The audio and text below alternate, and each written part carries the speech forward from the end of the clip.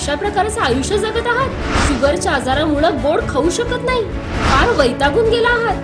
अहो मग आता शुगरच्या आजाराला म्हणा बाय, कारण आता फक्त 10 दिवसात तुमची शुगर लेवल एकदम नॉर्मल.